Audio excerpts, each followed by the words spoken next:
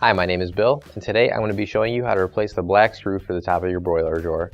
The reason why you would have to do this is because the screw is lost or damaged. For this repair, all you'll need is a Phillips head screwdriver.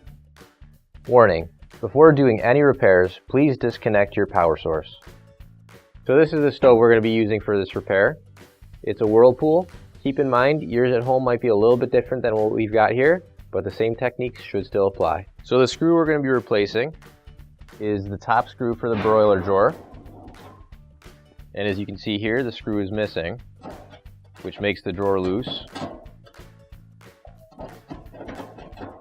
So what I'm going to do is make sure that our hole is lined up here.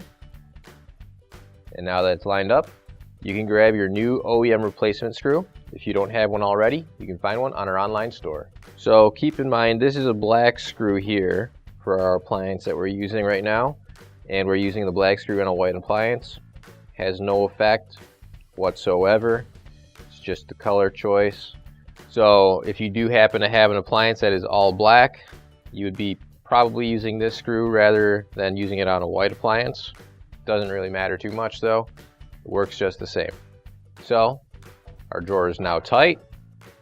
You can close the door and your repair is complete. Finally, don't forget to plug in your appliance.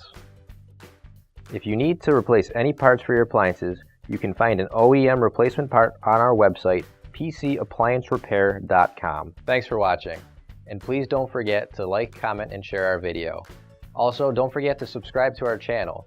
Your support helps us make more videos just like these for you to watch for free.